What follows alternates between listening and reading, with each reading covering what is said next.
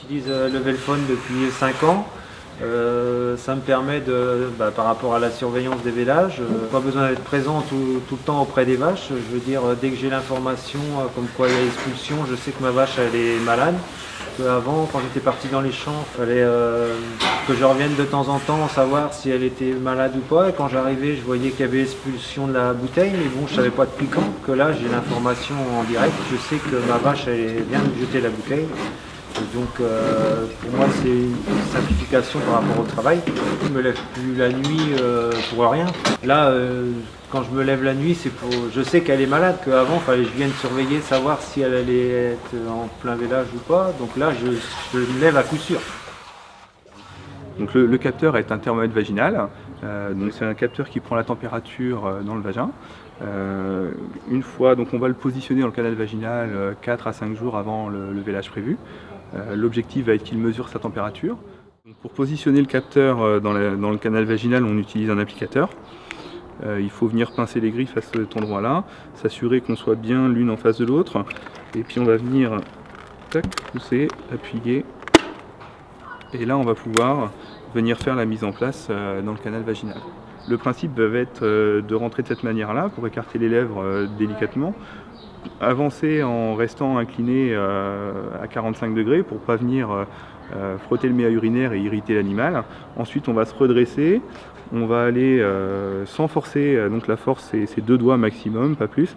Donc on va venir sans forcer jusqu'à peu près la poignée ici. Et donc le geste, une fois qu'on va être positionné devant le col, de s'en reculer de 3-4 cm. Et puis ça va être l'inverse d'une seringue où on pousse un piston. Ici on va venir appliquer l'applicateur sur la poitrine et tirer la partie blanche vers soi pour que le thermomètre se mette en place là où on a décidé qu'il venait prendre sa position. Les griffes vont s'ouvrir.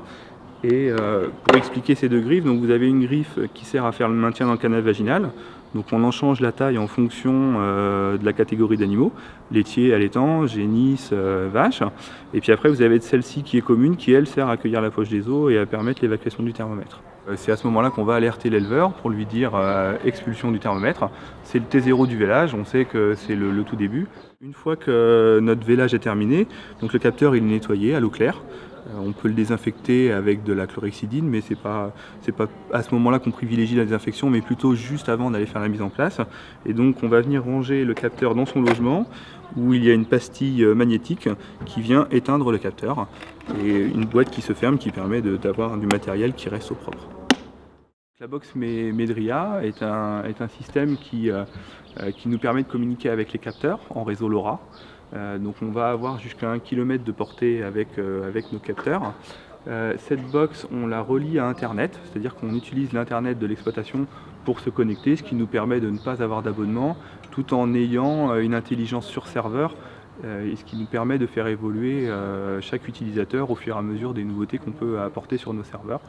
Donc sur le smartphone ou sur son téléphone portable, l'éleveur recevra par SMS donc les relevés de température le matin et le soir, l'activation au moment de la pose du thermomètre, la prédiction de vélage et l'expulsion.